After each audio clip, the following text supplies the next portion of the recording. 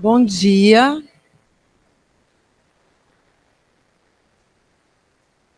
Que prazer ter vocês aqui, que bom. Esse é um dia tão especial para a gente, receber vocês aqui, poder falar da nossa casa. Essa aqui se torna a nossa casa, né, depois de certo tempo. E apresentá-la, né? Apresentá-la a vocês, ver, esperar que vocês venham. A gente quer muito receber vocês aqui. Vocês estão num momento, enfim, vocês devem estar em diferentes momentos, cada um de vocês, mas esse momento de escolha, né, do que virá, é um momento tão importante, assim. Então eu me coloco aqui à disposição, eu vou falar um pouquinho, vou falar sobre a educação que transforma e os novos temas da economia no século XXI. Foi o tema que me foi atribuído, e depois eu vou querer ouvir vocês, enfim, fiquem à vontade para fazer perguntas, não tem pergunta boba, todas as perguntas são bem-vindas. A gente aprende juntos com as perguntas de vocês também. Então, meu nome é Adriana Nunes Ferreira, eu sou professora da Unicamp desde 2004. Desde 2004. Na verdade, eu me formei na USP, em economia, depois fiz mestrado já com o pé aqui, porque eu já fiz algumas matérias como aluna especial aqui, então eu já percebi que tinha mais a ver com o meu perfil a escola de Campinas do que a FEA, pelo menos no que dizia respeito à economia.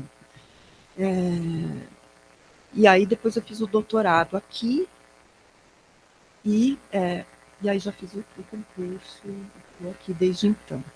Eu sou professora de uma disciplina que chama Economia Política. Eu vou falar um pouquinho disso, tanto na graduação quanto na pós-graduação. Já fui coordenadora do curso de Economia, né, graduação, então eu tenho uma visão bem ampla do curso. Se depois vocês quiserem fazer perguntas, tá bom? Não só sobre o que eu falar aqui, mas outras. Já teve umas palestras sobre a escola de Campinas, não sei se vocês estavam aqui, provavelmente vocês estavam em outros lugares, né, também, não sei, mas eu posso falar um pouquinho, né, da particularidade. Vou começar por aí, na verdade. Então, eu vou chegar na educação que transforma. Não, eu não vou usar PowerPoint, eu não gosto muito, aí eu vou usar aqui como.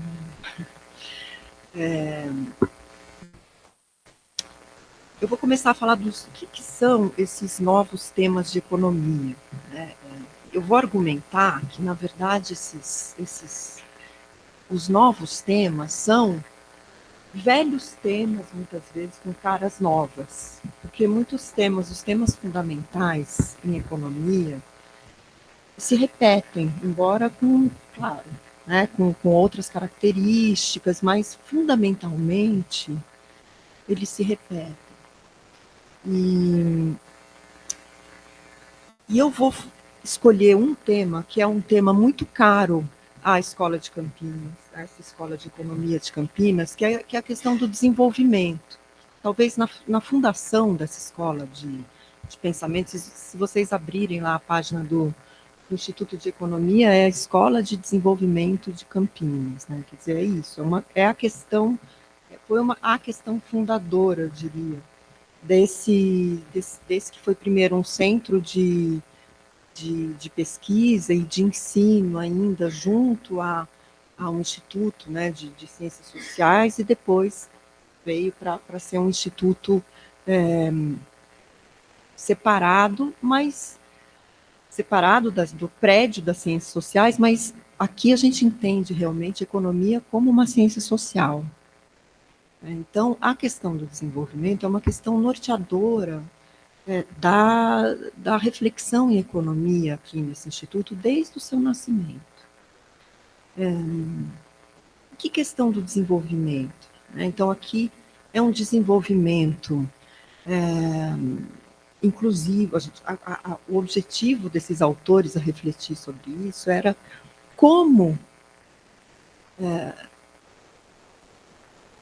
como tornar, né, a nossa realidade uma outra realidade com um desenvolvimento inclusivo, redutor de desigualdades, conducente a uma trajetória soberana em relação aos países centrais, partindo da visão de que nós, é uma visão que vem da CEPAL, não sei se vocês estudaram no ensino médio a CEPAL, o Centro de Estudos para a América Latina, então, assim, Raul Preves, Celso Furtado, uma visão de que a gente se encontra na periferia do sistema capitalista. E o nosso capitalismo aqui, então, é um capitalismo periférico e tardio também. Né? E isso traz consequências muito importantes para a nossa realidade, e consequências que ainda estão aqui. Então, essa pergunta das especificidades do desenvolvimento capitalista no Brasil, e essa pergunta, as questões associadas a essa questão, elas permanecem com novas caras, na verdade. Então, eu vou falar um pouquinho disso. Só um parêntese aqui. Quando eu falo que a questão do desenvolvimento foi a questão norteadora desde a origem, né, e que continua sendo a questão do desenvolvimento capitalista no Brasil e suas especificidades, eu não estou dizendo que essa seja a única agenda do Instituto de Economia. Talvez na sua origem, o grupo inicial, né, de professores ali que se uniu para formar um novo centro de pesquisa fosse realmente muito tributário dessa tradição cepalina, querendo ao mesmo tempo se diferenciar. E essa era a questão que realmente concentrava os seus esforços, mas a agenda do Instituto de Economia se ampliou muito desde então. Por que eu estou escolhendo essa questão do desenvolvimento? Porque eu acho que é uma questão que congrega várias outras aqui. E é uma dessas questões que são um novo velho tema, né? Porque então, eu queria falar mais um pouquinho ainda sobre essa escola, rapidamente, antes de entrar nos temas.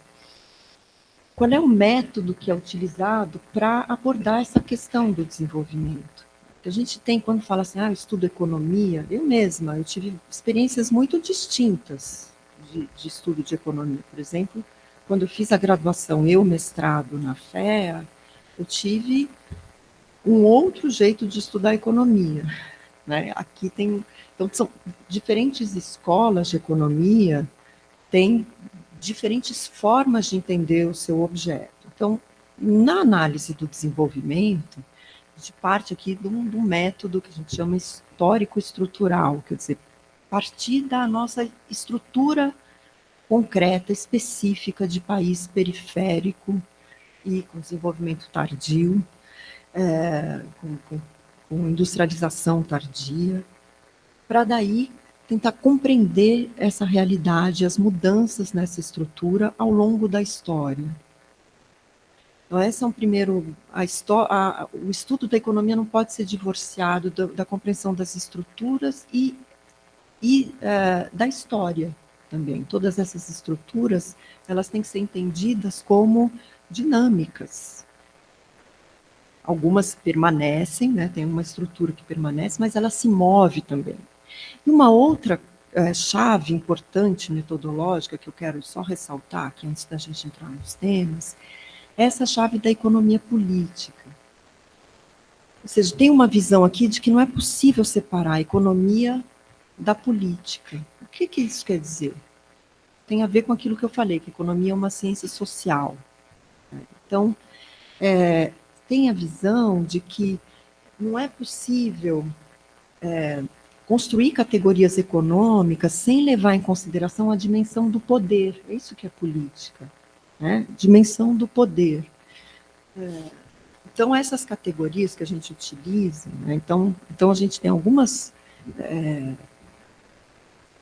Por exemplo, como compreender a relação entre capitalista e trabalhador, como compreender a concorrência intercapitalista, como compreender as relações internacionais, como compreender a política macroeconômica, a definição dos juros, por exemplo. Isso é uma questão meramente técnica, como muitas vezes a gente ouve no discurso econômico, né? Você liga o rádio e fala assim, os bons manuais de economia nos dizem que a partir de tal de inflação é preciso colocar X%, aumentar a taxa de juros ou reduzir a taxa de juros, enfim. É uma questão meramente técnica, como aparece? Não é. Não é. É uma questão que envolve relações de poder. Então, isso é muito importante estar presente, não só na disciplina de economia política, mas na macroeconomia, na microeconomia, né? A macroeconomia que estuda, por exemplo, determinação da taxa de juros, né? Essa é uma questão, né, da política monetária, política fiscal, ou a microeconomia que vai estudar a relação entre os empresários. Claro, tem modelos que mostram como funciona, mas e a dimensão do poder? Essa dimensão do poder, ela é fundamental e ela é indissociável de uma compreensão da economia. Então, isso aqui eu acho que é um ponto de partida para a gente falar um pouquinho agora sobre as questões que eu quero apontar. Eu vou falando, mas aí vocês anotem perguntas que vocês têm. Se eu não estiver sendo clara, também dizem, olha, não entendi tal coisa, tá bom? Fiquem à vontade. A gente tem alguns autores que são esses autores fundamentais, né, da tradição aqui da escola, mas que são Marx, Keynes, Schumpeter, Kaleck, enfim, tem alguns autores que são além da escola da CEPAL, enfim. Mas essa gama de autores, ela foi sendo e é continuamente ampliada e precisa continuar sendo sempre, como eu vou argumentar agora. Então, uma primeira questão, um primeiro novo tema aqui que eu vou colocar é novo, velho, né? É de novo a questão da industrialização e da dependência externa. Então, a gente tem a questão hoje colocada da indústria 4.0. O que é, né? Então, a gente tem uma nova base material com velhos e novos problemas. Então, deixa eu só...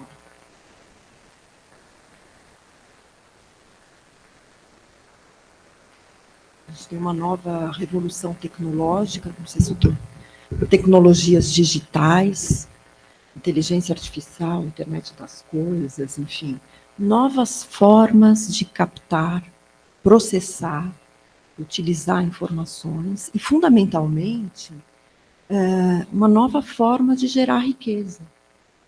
Nova forma de gerar riqueza, que era impensável, por exemplo, para os autores fundadores, né, os Celso Furtado, etc. A gente está num mundo que, mesmo para mim, quando jovem, era impensável. Então, assim, a gente tem toda uma gama de ativos intangíveis, né, quer dizer, são riquezas intangíveis, que se multiplicam e que levam as possibilidades de acumulação para quase o infinito, mas colocam também desafios enormes, que têm efeitos, isso eu vou tocar depois, né? Essa revolução 4.0, da indústria 4.0, é óbvio que ela tem também efeitos sobre a nossa sociabilidade, sobre o mundo da política, a gente sabe também, né? A gente tem um novo mundo, é possível criar uma realidade paralela, né? Com essas novas tecnologias. Então, a gente tem novos desafios colocados por essa nova base material. Ah, tá. Vocês estão me ouvindo bem? Tá, desculpa. Obrigada. E a gente tem também consequências dramáticas sobre o mundo do trabalho. Consequências dramáticas. Né? uma cisão cada vez maior, que já era presente. Quer dizer, por isso que é um novo velho tema, mas uma cisão entre trabalhadores ultra qualificados e trabalhadores e formas cada vez mais precárias de trabalho. Né? Então, a gente tem, por exemplo, o chamado fenômeno da uberização do trabalho, né? Essas plataformas digitais que não se responsabilizam de forma alguma pelos trabalhadores que trabalham.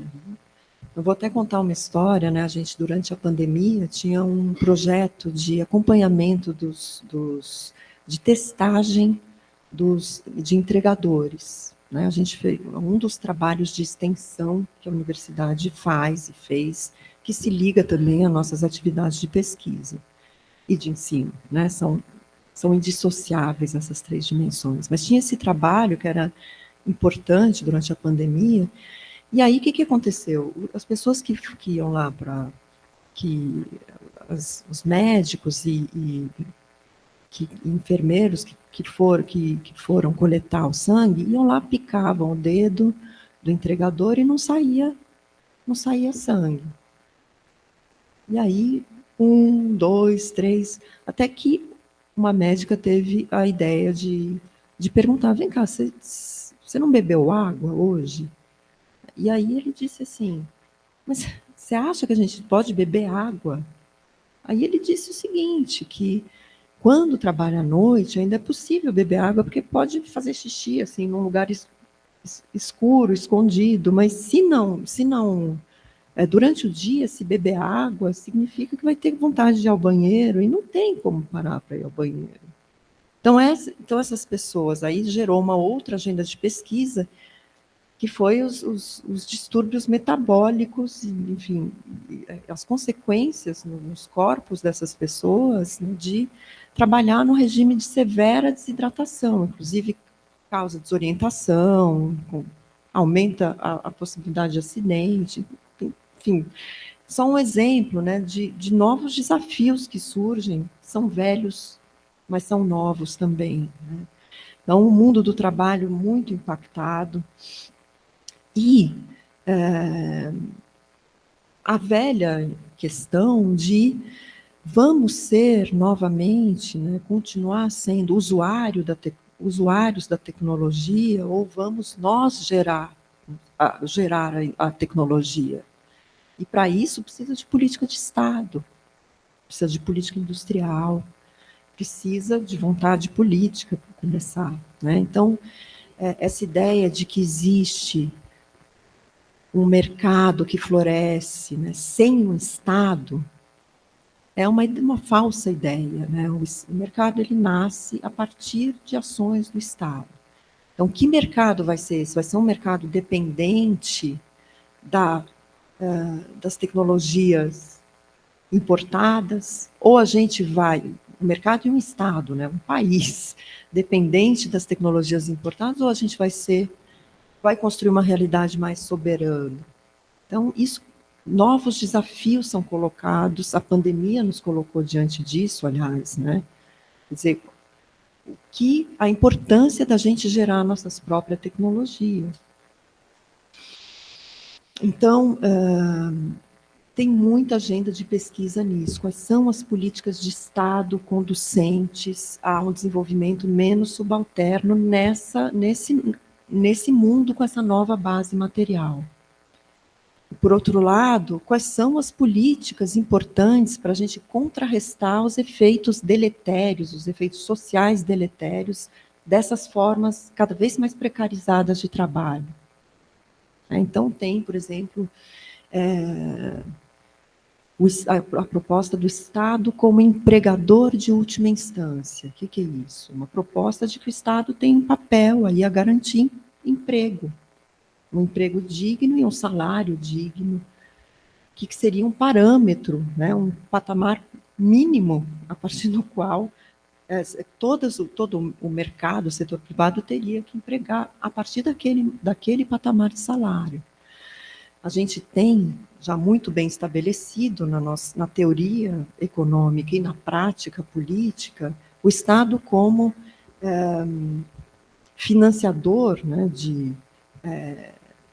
de última instância, né? E como salvaguarda de última instância do sistema financeiro, como a gente viu nas crises financeiras, e a salvaguarda de última instância dos empregos, né? Então, essa questão do papel do Estado diante dessa nova base material, enfim, é fundamental. Tá? Então, esse é um primeiro novo velho tema. Tá? O processo contínuo de industrialização à medida que vão mudando as bases materiais da acumulação. E o nosso lugar como país nesse novo capitalismo. A segunda questão, nova, velha questão que eu quero colocar, tem a ver com os limites que estão obviamente colocados agora à nossa sobrevivência no planeta, né? Que é algo que, na origem da reflexão sobre desenvolvimento, esses pensadores não tinham no centro da sua agenda, né? Embora Celso Furtado tenha se preocupado com isso, escrito sobre isso, mas aqui mesmo no próprio Instituto de Economia, né, nas discussões sobre desenvolvimento, a gente não encontra a preocupação com o desenvolvimento ambientalmente sustentável. E agora isso é uma questão que não é mais possível a gente contornar. Ela é uma velha questão, mas agora ela é nova, porque ela é urgente. Ela é urgente. Então, por exemplo, toda a questão, né, da ameaça aos ciclos biogeoquímicos do nosso planeta, ela já está presente em outras, na geografia, né, na biologia, a gente tem, mas na economia ela chega tardiamente no centro da reflexão. E ainda está chegando, nem dá para dizer que esteja no centro, ainda precisa chegar mais para o centro das nossas reflexões. E de uma forma transversal, tem que estar no centro das reflexões sobre relações internacionais, tem que estar no centro das reflexões sobre política macroeconômica, sobre política industrial, sobre tudo, toda a reflexão em economia tem que ser atravessada por essa nova agenda, né? A gente já tem muito bem estabelecido de que a gente está não só no antropoceno, vocês provavelmente já estudaram isso, estudaram? A ideia de que nossa espécie é responsável pelas impactantes transformações geológicas do nosso planeta. Isso a gente já tem estabelecido, mas mais que isso, não é só antropoceno, é capitaloceno também, né? Quer dizer, não é só a espécie humana em geral, é a espécie humana organizada sob a égide do capital, não é? Então, a gente precisa refletir sobre as consequências disso. Refletir, compreender profundamente para ser capaz de propor novas rotas, urgentemente. E aí já há uma agenda muito grande aqui também no Instituto de Economia. Então, a gente tem tanto reflexões ainda, digamos, de reforma do capitalismo, tentar, por exemplo, tornar as alternativas, o desenvolvimento ambientalmente sustentável, atrativo para o capital. Como é que faz isso? Fundos de investimento verdes, alguma coisa que não seja o chamado greenwashing, que seja realmente desenvolvimento ambiental. Tem toda uma reflexão sobre isso, desenvolvimento ambientalmente sustentável. E tem outros que não acreditam que seja possível, dentro do capitalismo, um desenvolvimento ambientalmente sustentável. Existe também essa discussão, né? Então, você tem toda uma miríade aí de reflexões sobre alternativas sistêmicas. O que são? Então, prosperidade sem crescimento, ecossocialismo, o bem viver, enfim. Eu estive essa semana em Brasília, uma discussão sobre saúde, enfim, políticas públicas de saúde, E foi bem no dia da Marcha das Margaridas, que uma marcha incrível, linda, mais de 100 mil mulheres camponesas, né, marchando ali em Brasília, né, em direção ali pela esplanada dos ministérios e tal, e clamando pelo bem viver, pelo respeito à terra, à floresta em pé, né, a outras formas de produção. Né? Então, existe um clamor muito grande sobre isso, social. E isso tem sido incorporado aqui na agenda de economia. É um novo tema? Não exatamente, né? Mas eu diria que é um velho novo tema, porque ele agora ele é evidentemente urgente. Né? Tudo bem até aqui? Então, a gente tem então, a indústria 4.0, a questão do desenvolvimento ambientalmente sustentável, e um outro novo velho tema, são 4, tá, que eu vou colocar, depois a gente abre aqui. O terceiro é a questão da reprodução social. O que quer dizer isso? É um tema lançado por Marx, inicialmente, ali na última parte do livro 1 do Capital,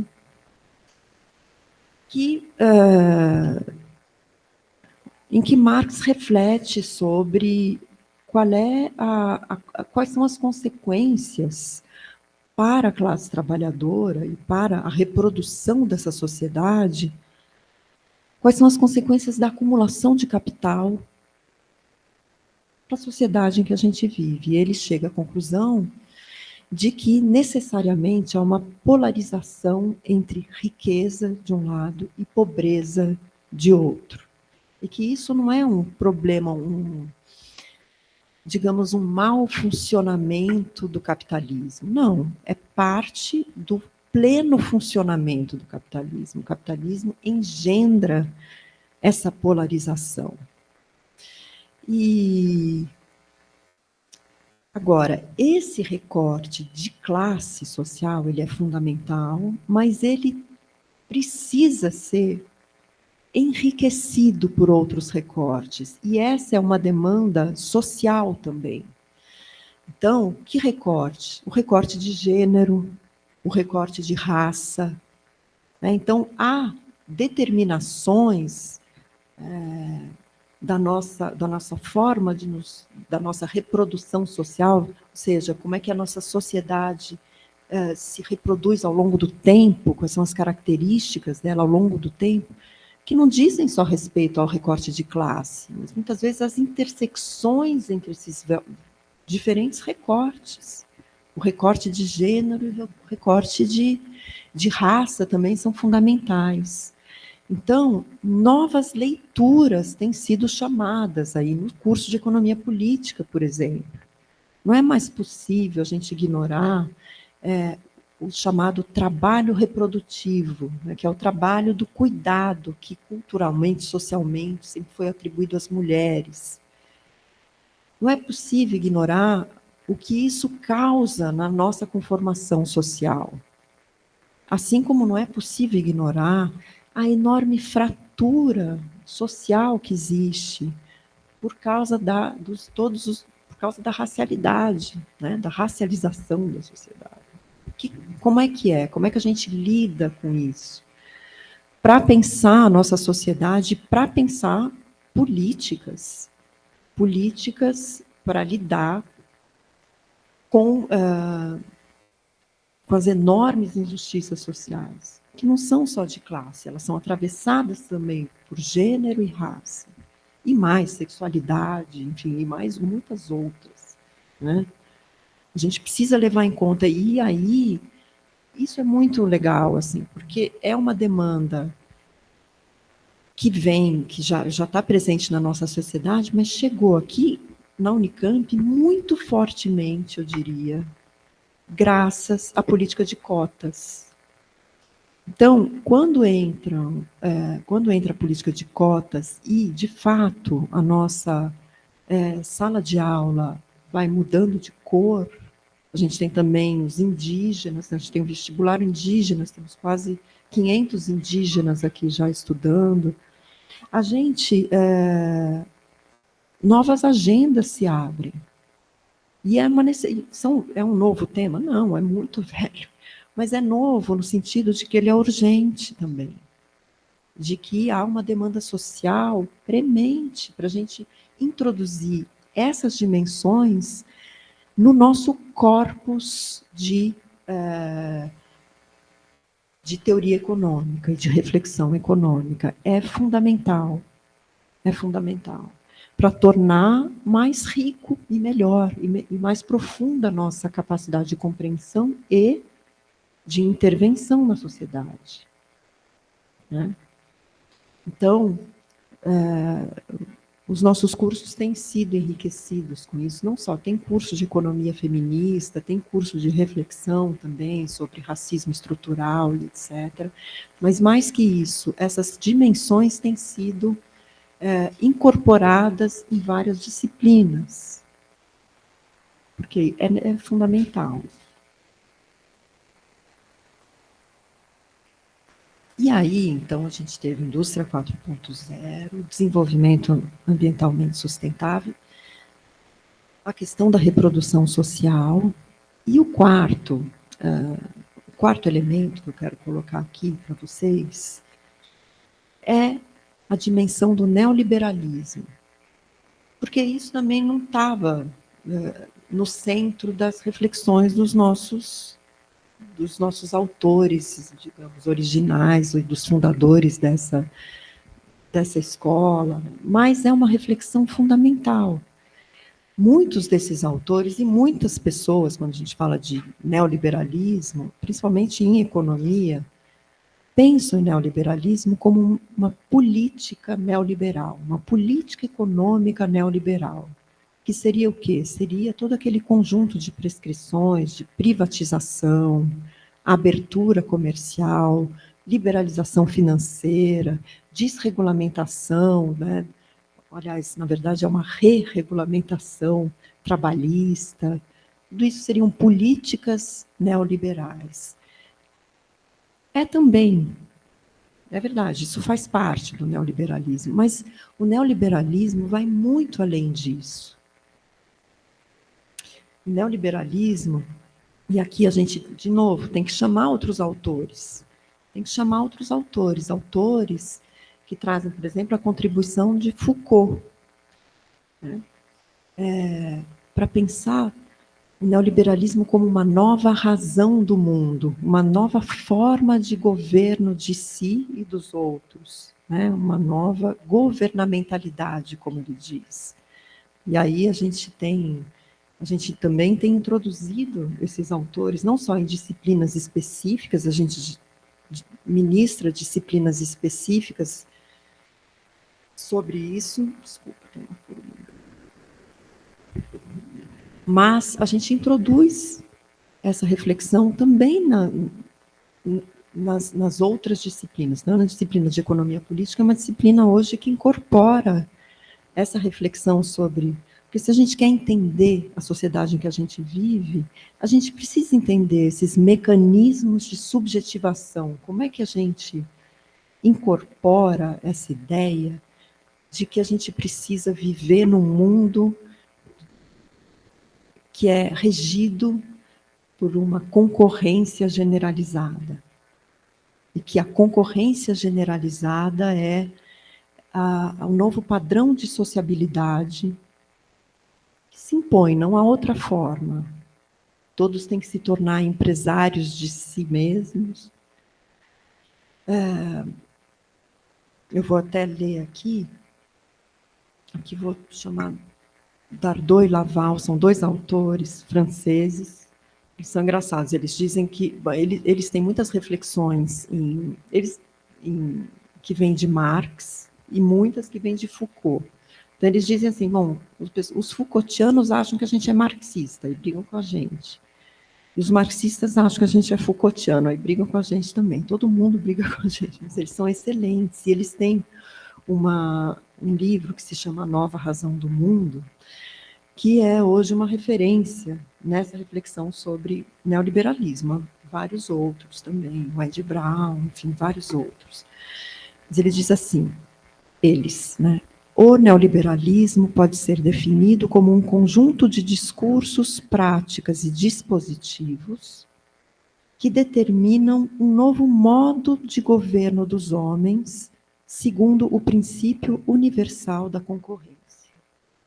Então, é essa ideia de que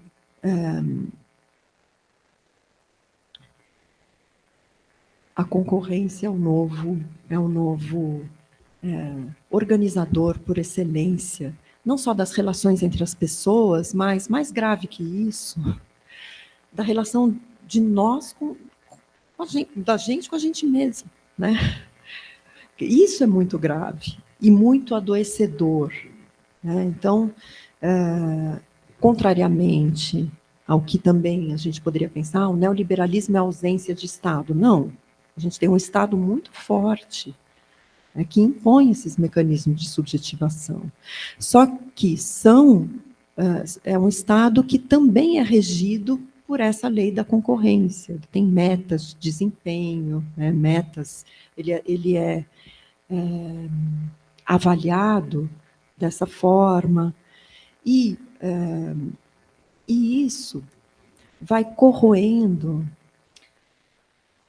essa ideia de concorrência generalizada, ela vai corroendo os laços de solidariedade na sociedade. Isso a gente sente. Vocês sabem que quando eu li esse livro, eu senti um alívio muito grande, quer dizer, aquela coisa dupla, né, que é do alívio e da angústia. Assim. Tem um alívio porque você finalmente consegue dar nome a coisas que te angustiam. Mas, por outro lado, quando você entende, né, você vê, nossa, o negócio é complicado mesmo, né? A gente está numa roubada, assim, basicamente. Assim. Então, esse livro e vários outros sobre esse tema, acho que ajuda muito a gente a refletir. Por quê? Porque a gente sente esse mal-estar dos rankings, né, da concorrência e do efeito que isso faz sobre a sociabilidade. A dificuldade de construir pautas comuns que vêm a partir disso, demandas coletivas, as demandas se tornam individuais. A gente olha, enfim, a gente pode depois discutir exemplos particulares disso, mas vocês mesmos devem ter vários exemplos, né, disso, de cada um se tornar empresário de si e estar se sentindo continuamente em concorrência com os outros e consigo mesmo, porque você sempre quer superar suas próprias metas. É uma coisa que tem levado a uma epidemia de ansiedade, depressão, enfim, eu digo isso por experiência própria, ou por experiência própria, por sentir isso no meu corpo, mas também como coordenadora de graduação que eu fui aqui, eu senti muito isso. No contato com vocês, como isso, essa pressão, é uma coisa que adoece, né, e contra a qual a gente precisa resistir. Então,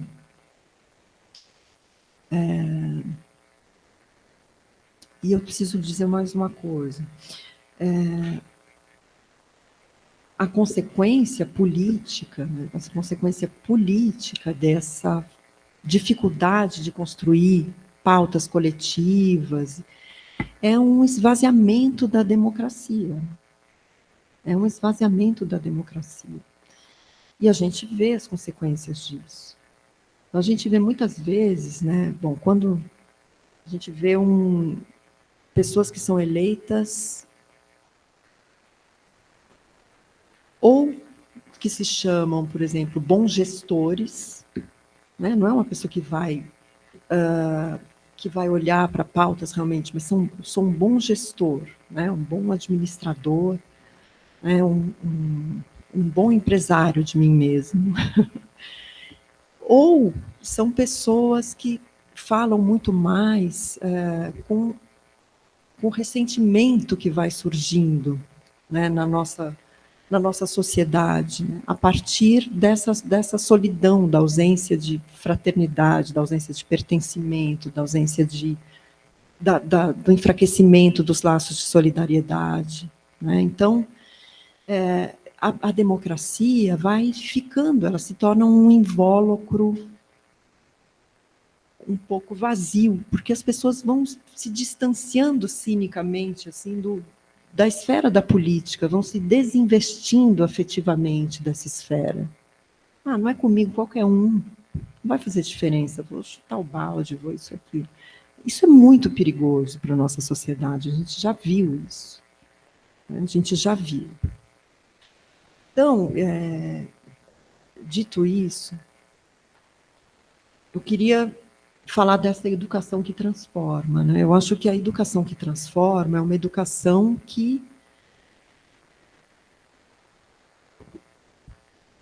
em primeiro lugar, na nossa prática, na nossa praxis, ela resiste a esse mecanismo de essa racionalidade neoliberal.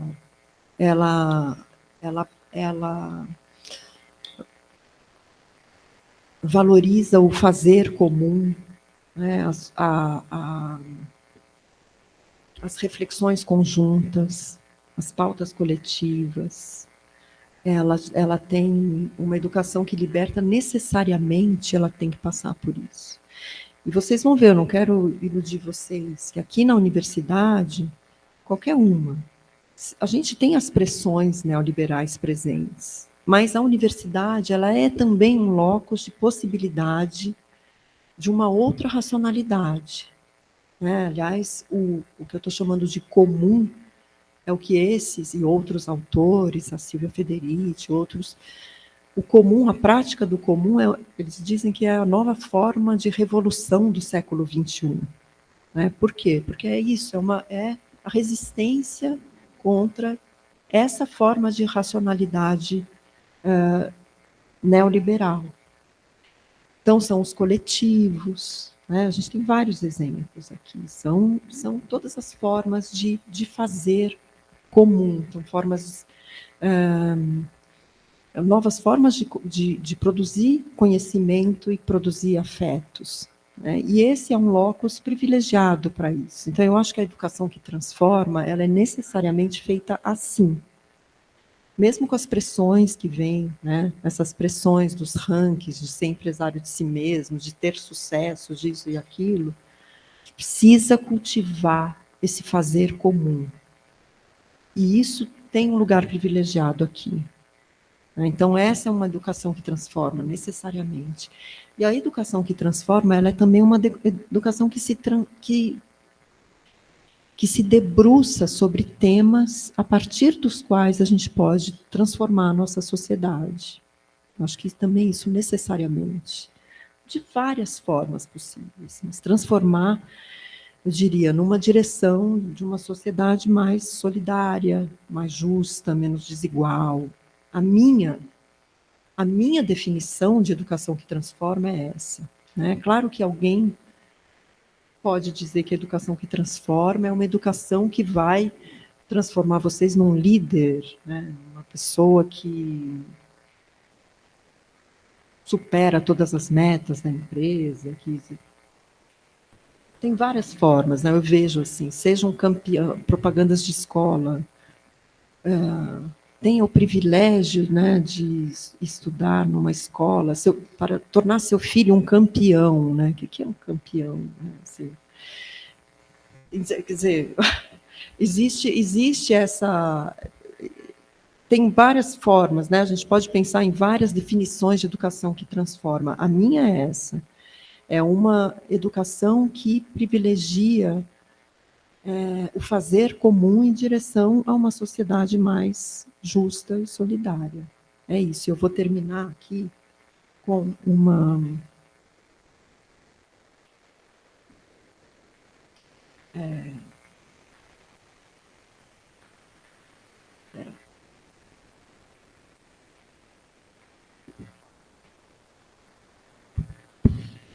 Marx dizia. Então, A história não faz nada. Existem apenas homens, mulheres e apenas homens que agem em condições dadas e, por sua ação, tentam abrir um futuro para eles. Cabe a nós permitir que um novo sentido do possível abra caminho. É isso que cabe a nós, permitir que um novo sentido do possível. A gente precisa criar esse novo sentido do possível e abrir caminho. Essa é a educação que transforma. É isso que eu queria dizer para vocês. Obrigada, gente. Estou aberta para...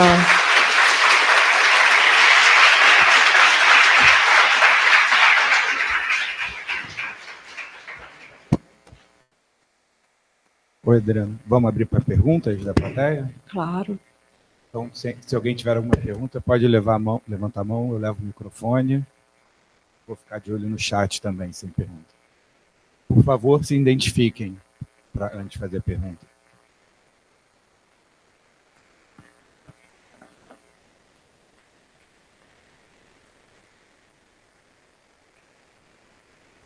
Boa tarde, professora. Meu nome é Giovanni, sou do interior de São Paulo, faço cursinho popular na Unesp, de São José do Rio Preto.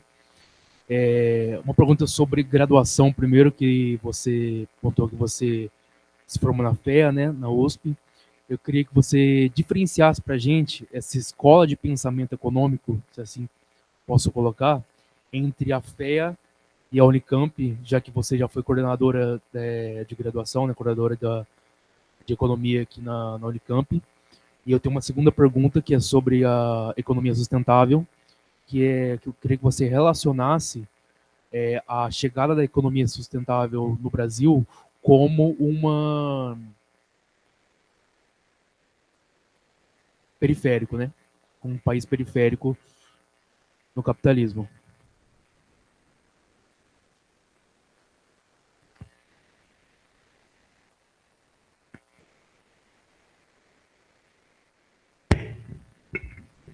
Mais alguma pergunta? Eu vou responder já a sua pergunta, Giovanni. Aí depois vão outras pessoas querendo fazer perguntas. Para mim vai ser um prazer. Olha, eu estudei na FEA há mais de 30 anos. Nossa, passa rápido o tempo. Eu estudei na FEA há mais de 30 anos, as coisas mudaram. Mas eu posso te dizer que a FEA é uma escola em que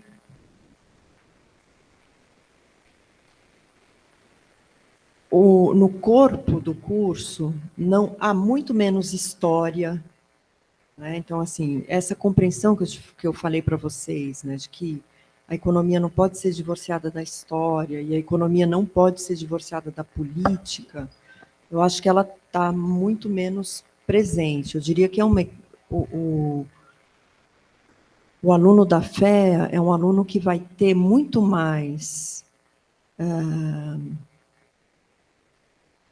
contato. Até eu queria que você me ajudasse aqui, viu? Você podia. Alô, o Giovanni fez essa pergunta mais cedo, não foi, Giovanni? Na mesa das 10? Não? Alguém fez essa mesma pergunta comparando... Ah, foi no chat. E eu esquivei de responder. Não, eu não falei da eu, FEA, porque eu não conheço o curso lá, falei só não, do mas nosso. eu diria assim que, primeiro, a FEA ela tem um corpo obrigatório menor que o nosso, isso é verdade, porque a gente tem uma visão aqui de que tem que ter um corpo de disciplinas mais, um corpo obrigatório, robusto. Então, a gente, claro, tem várias disciplinas eletivas, que inclusive pode fazer em outros institutos, mas tem um corpo mínimo de disciplinas que tem que fazer que a gente faz questão. Então, por exemplo, as disciplinas de história a gente faz questão, disciplinas de economia política, várias disciplinas de macroeconomia, né? Lá tem um corpo mais enxuto de disciplinas obrigatórias e cada um faz um pouco o seu cardápio, né? E eu acho que isso de ponto de vista mais, eu acho que isso, do meu ponto de vista, eu acho prejudicial para uma formação mais robusta, eu acho. Mas, enfim. E eu diria também que, quando você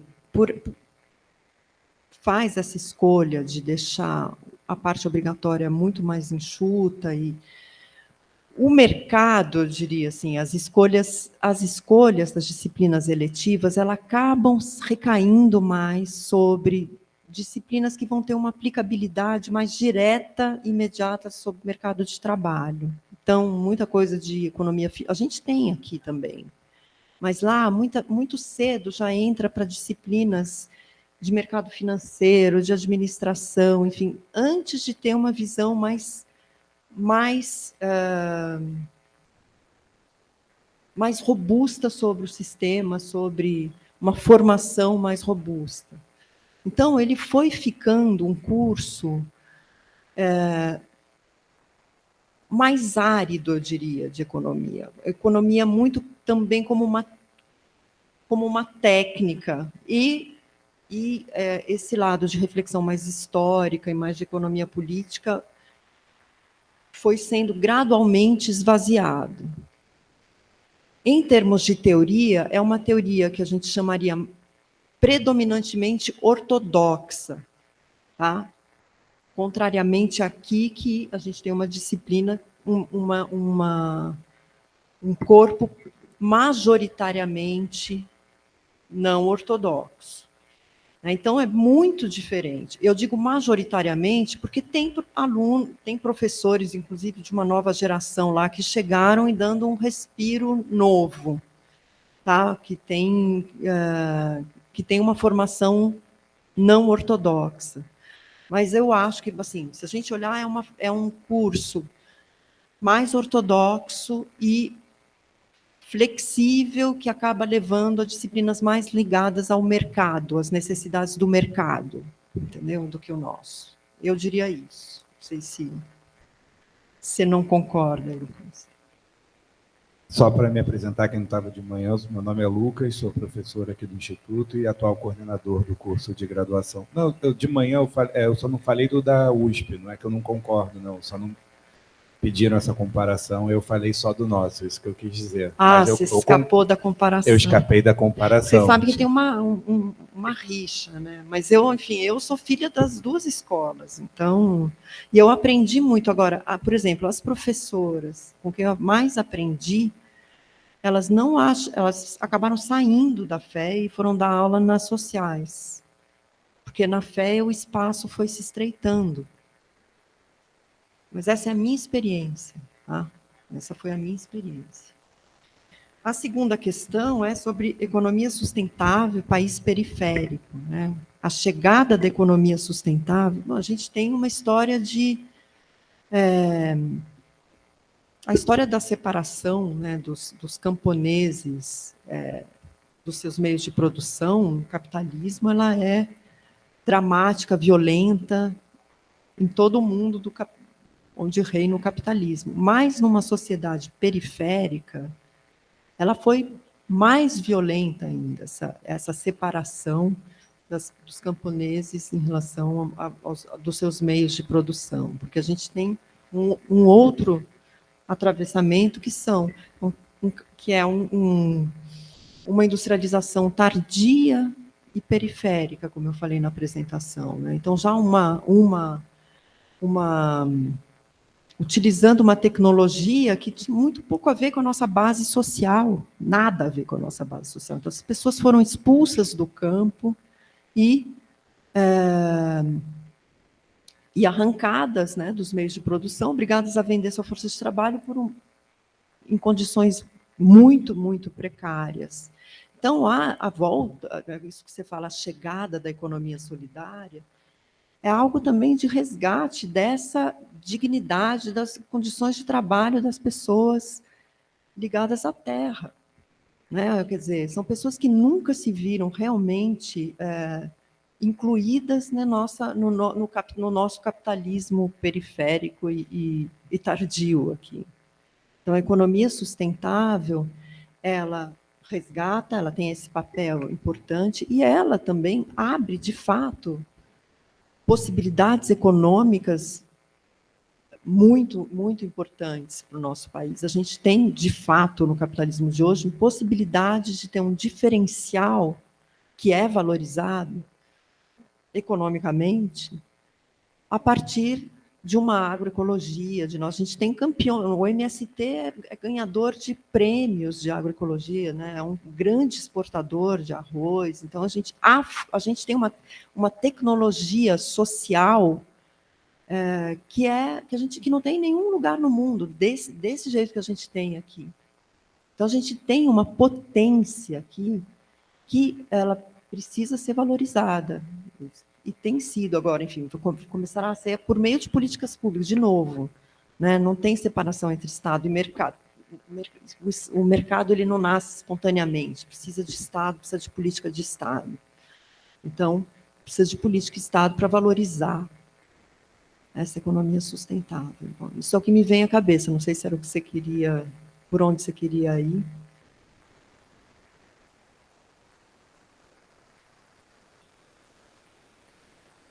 Prazer, Rafael. Prazer. Gostaria de saber a sua opinião sobre o novo ensino médio, com uma pegada mais neoliberal, com matérias como educação financeira, empreendedorismo. Gostaria de saber a sua opinião sobre o futuro do Brasil a partir desse novo ensino médio. Acho que você já imagina o que eu acho do novo ensino médio, não?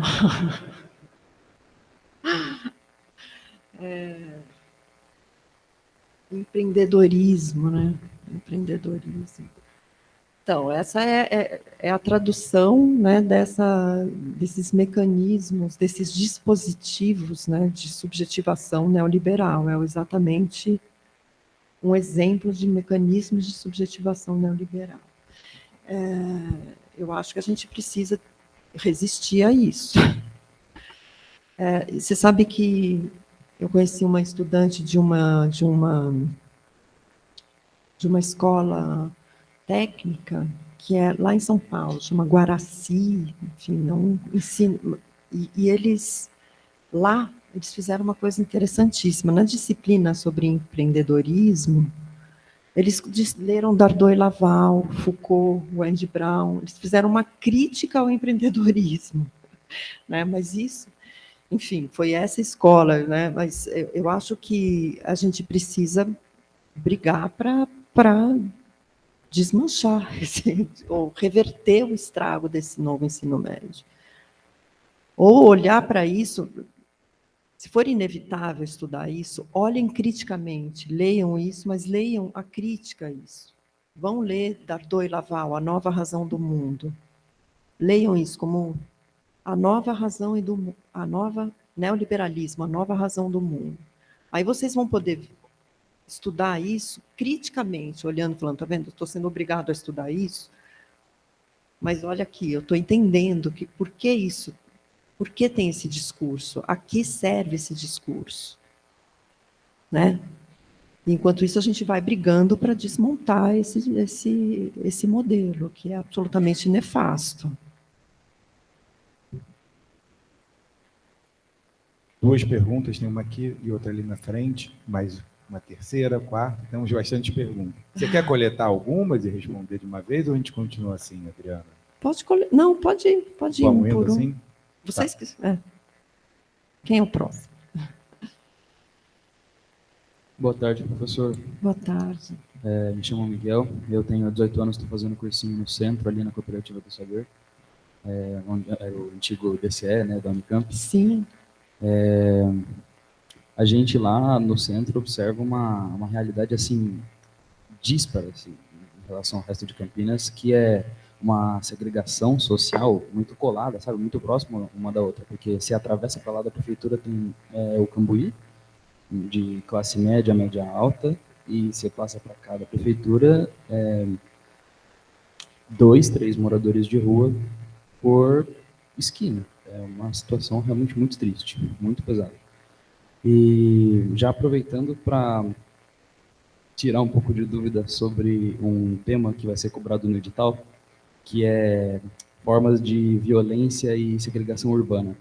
Eu gostaria que a senhora pudesse elucubrar um pouco sobre o tema dessas formas de violência de segregação urbana e qual que é o papel de um economista para resolver esse tipo de problema, porque é papel do Estado, certo? É papel do Estado resolver esse problema e eu acho que é consenso para alguém que quer prestar um curso crítico como é o de economia que o Estado não nos pertence como povo, como classe trabalhadora e tal.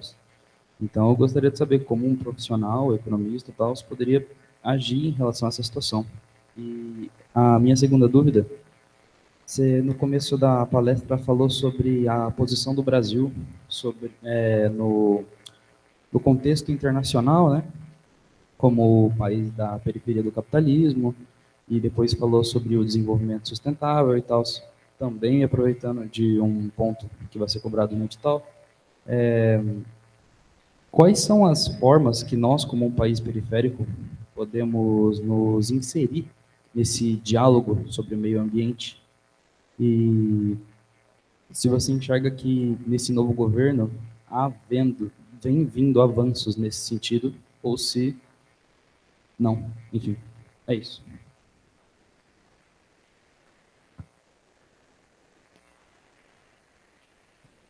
Ok, obrigada. Só pergunta fácil, né?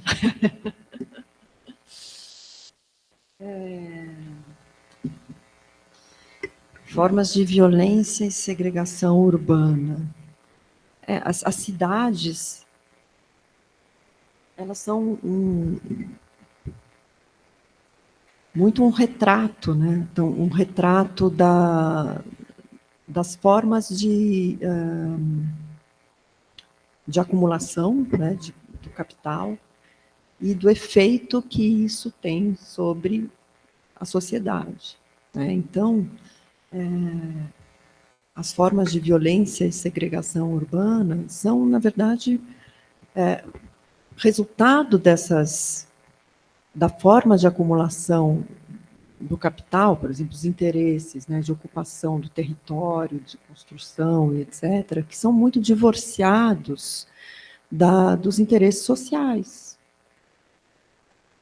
Então, é um reflexo disso, né? E aí, de novo, né, todas as intersecções, né, a gente tem as disparidades que dizem respeito à classe social, mas também disparidades que dizem respeito ao gênero, à sexualidade, à raça, e tudo isso está inscrito na cidade, de alguma forma, né? A gente tem bairros ou lugares em que cada uma dessas formas segregadas de existir acabam encontrando um território precário, mas encontrando um território. Então, é possível ler a cidade dessa forma. E aí, como economista, o nosso papel é, primeiro, compreender isso, né? Quais são, aí, de novo, né, naquela visão de economia política, quais são as relações de poder que estão em jogo que levam a essa conformação. Eu acho que isso é fundamental. Então, essa é o primeiro elemento, a compreensão dessas relações de poder, né? E depois pensar um outro papel do economista, que é, aliás, eu acho que desde a origem, não só do Instituto de Economia, mas da Unicamp, uma vocação dessa universidade, é o papel de construir, produzir conhecimento para a formulação e depois implementação e avaliação de políticas públicas destinadas a enfrentar esse problema. Agora, você tem razão, né? Sempre tem uma questão, de novo, de poder. A gente pensa aqui na universidade, mas e aí? Qual é o reflexo que a gente vai ter isso do ponto de vista da gestão pública? Né? Aqui cabe também uma ação política. Não é divorciada também da produção de conhecimento. É a gente encontrar formas de pressionar a gestão pública, de fazer alianças políticas para transformar essa realidade. Acho que esse é o nosso papel. Não sei se eu respondi, mas, enfim, é o que eu diria.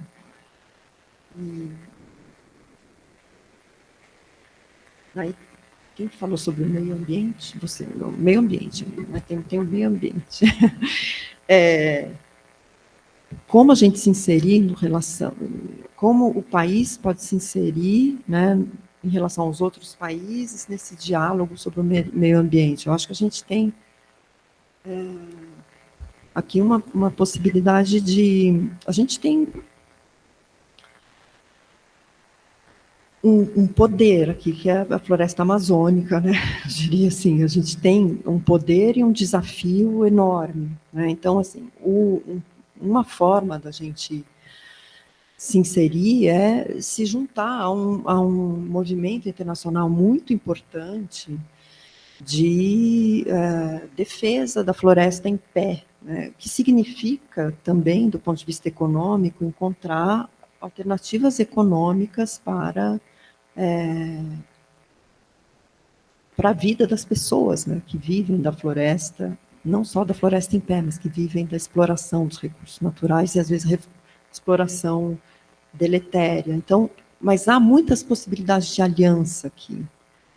Claro que no governo anterior elas foram jogadas no lixo, né, mas eu acho que tem um potencial grande para retomar essas alianças. Agora, precisa de vontade política, precisa de investimento, porque precisa redesenhar uma política industrial, precisa redesenhar políticas de qualificação de pessoas, tem um investimento importante que precisa ter espaço para fazer, né? Então, tem aí questões delicadas, né? Política industrial, política energética, enfim, tudo isso precisa de investimento. Qual é o espaço efetivo que a gente vai ter de gasto, né, que o Estado vai ter, enfim, isso, de novo, é uma questão de relações de poder, né? Relações de poder. Mas acho que, em princípio, há uma vontade política, sim.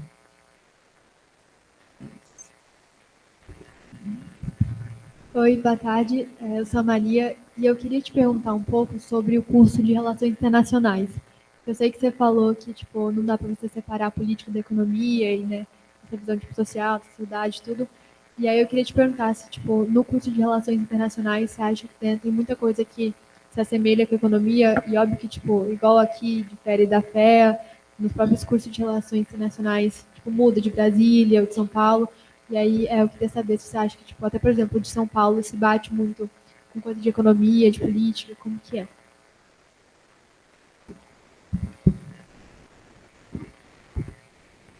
Olha, eu vou ser sincera, eu conheço pouco o curso de Relações Internacionais. Eu sei que ele é um curso que acaba sendo um pouco... ele vai lidar com uma parte da economia. Então, por exemplo, eu sei que professores da economia dão aula, né, no curso de Relações Internacionais, mas é mais na parte de comércio, na parte de... Então, acaba ficando, eu acho que do ponto de vista da economia, eu acho que fica uma formação um pouco rasa, eu diria. E eu sei também que tem cientistas políticos, minha irmã é cientista política, que dá aula também, que dão aula no curso de Relações Internacionais. Imagino que tenha outros, mas eu tenho sempre medo de acabar sendo uma formação um pouco generalista, entendeu?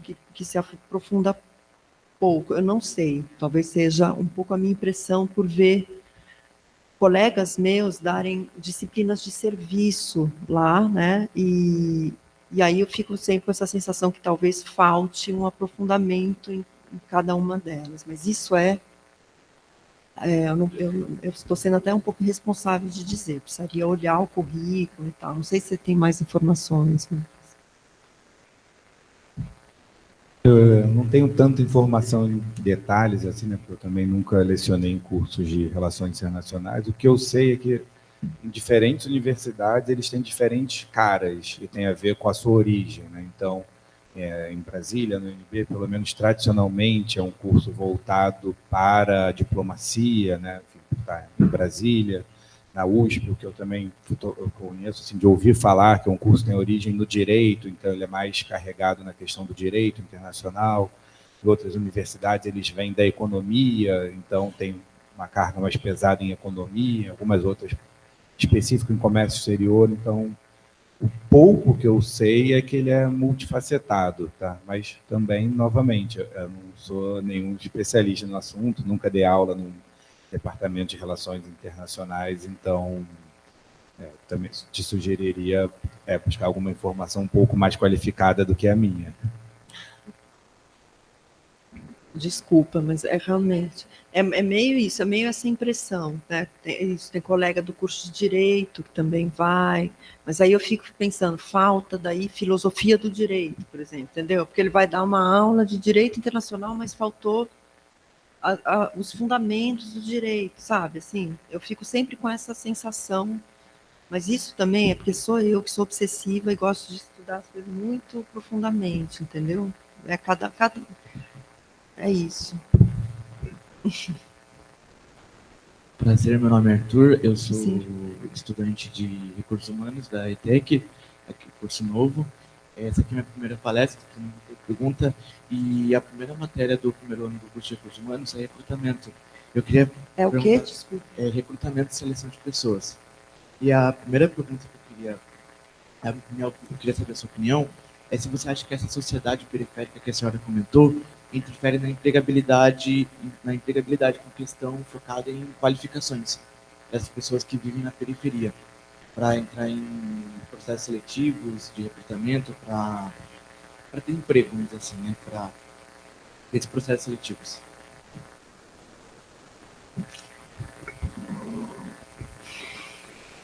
O nosso país é um país periférico e isso condiciona toda a nossa sociedade, né? Então, de alguma forma, interfere, porque tudo interfere em tudo, né? Mas assim, né? Quer dizer, o fato da gente ter a nossa história específica,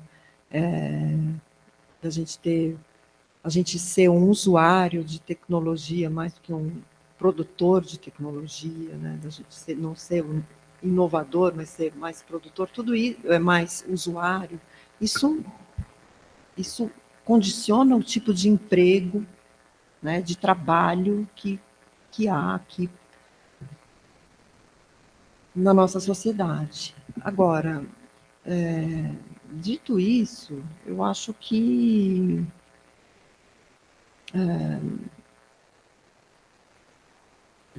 é uma pergunta muito difícil. Eu acho que os processos seletivos, cada um é tão particular, entendeu? Eu acho que tem a ver com o que a empresa espera, o posto de trabalho espera de você e o quanto você, de fato, acha que tem um perfil para assim, encaixar lá. O que eu te aconselharia é tentar achar alguma coisa. Eu vou aproveitar para te dar um conselho, assim. Encontrar alguma coisa que faça sentido para você. Eu sei que o imperativo da sobrevivência ele é maior que qualquer coisa, mas dentro disso tentar entrar em processos seletivos em que você tem que você vislumbre que você vai fazer um trabalho que faça sentido para você, não só que para além da remuneração que você vai ganhar e tal, mas que faça sentido, porque é uma coisa que a gente todo dia levantar e fazer uma coisa que a gente... Porque o trabalho, ele transforma a gente também, a gente aprende, então, tentar, na medida do possível, entrar em processos seletivos de trabalhos que digam alguma coisa para você. Isso vai se refletir também na forma como você vai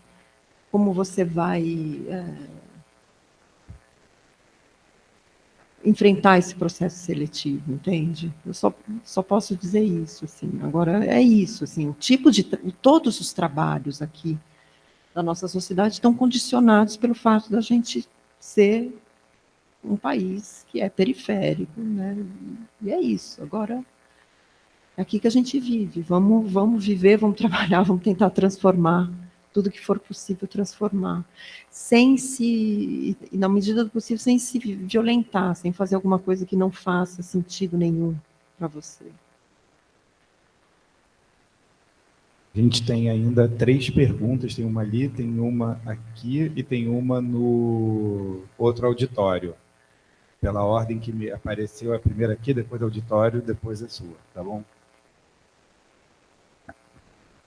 Boa tarde, professora. Boa tarde. Eu estou no primeiro ano do ensino médio ainda, então eu não tenho muito conhecimento sobre o assunto, principalmente economia. Fala um pouquinho mais alto. E eu não tenho muito conhecimento sobre, é uma área que me interessa bastante. Eu só gostaria de uma orientação sua sobre, como posso falar, no sentido de assim, eu vou ingressar em economia e, por exemplo, fazer uma pós ou fazer uma graduação focada em direito, ou se eu fizer direito e ir para uma área mais da economia, se eu ia perder, como que eu posso falar, uma experiência mais concreta na questão da economia em si, se eu ia perder meio que o cerne da coisa, se eu não focasse na economia. Isso aqui é uma pergunta um pouco... Desculpa, você quer fazer economia e direito, é isso? Isso. Nesse caso, sim. E você quer fazer juntos os dois? Fazer um e depois o outro. Eu acho uma combinação maravilhosa, é o que eu gostaria de ter feito, hoje, olhando em retrospecto. Acabei fazendo logo minha pós e tal. Eu gostaria muito de ter estudado direito. Por quê? Porque essa ordem social da qual a gente falou aqui, ela se reflete no direito, nas instituições, né, ela se plasma ali. E o curso de Direito te dá uma compreensão dessas formas institucionais muito profunda. E te dá uma compreensão que acho que complementa muito a compreensão que vem da economia. E mais que isso, te dá instrumentos também para modificar, né? Te dá mais instrumentos, amplia muito os seus instrumentos. Então, eu gosto muito dessa combinação, só posso te dizer isso, só precisa achar um jeito de fazer as duas coisas para fazer bem as duas coisas. Porque se você fizer junto, é possível que seja muita carga de leitura, então você vai precisar fazer um, depois o outro. Eu acho perfeita essa combinação. É isso. Deixa eu ler a pergunta que está aqui no Jorge Tapia. Vou olhar com calma, porque tem um pessoal perguntando que dia é hoje aqui no chat. Alguém deve estar usando o computador ali por engano. Ué? Não tem pergunta aqui no chat. Não, tinham levantado a mão e falado para fazer a pergunta aqui, mas não tem nada. Então tem uma pergunta aqui na frente.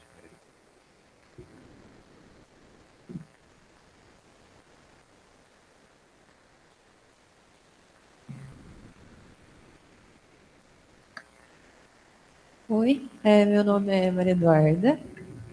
Eu vou trazer de novo a pergunta dele, eu esqueci o nome dele, mas que ele estava falando sobre economia sustentável. E você falou muito sobre o Brasil ser um país que está na periferia do capitalismo. Uma grande parte basicamente a nossa economia inteira se fazia na agropecuária. Então, é na exportação de coisas básicas. Eu esqueci o nome agora porque eu estou meio nervosa, enfim, me perdoe.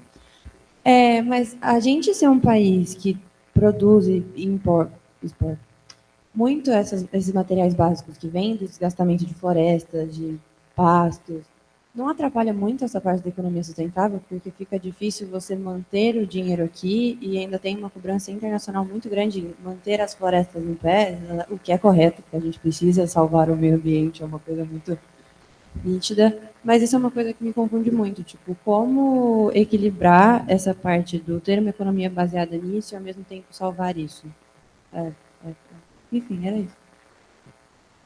Como conciliar uma agroecologia com agronegócio, né? Quer dizer, essa é e o agronegócio que, enfim, que é muito... Bem, agora parece que existe uma preocupação... tá acontecendo, tem pelo menos um greenwashing, né? Assim, um discurso de agora vamos começar a nos preocupar, mas eu acho muito o agronegócio que ele se constituiu aqui de uma forma muito predatória, né? E continua esse modelo muito predatório. Então, eu acho que essa questão, de novo, é uma questão de poder, né? De conflito de poder, e que precisa do Estado, precisa de uma política de Estado para regular, né? Para colocar limites para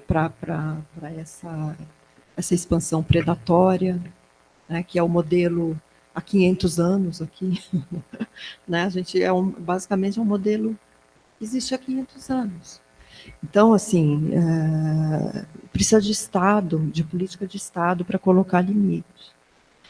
Mas, de novo, né, regulamentação, investimento, né, numa outra forma de produção, financiamento para novos modelos, para pequenos produtores e tudo isso.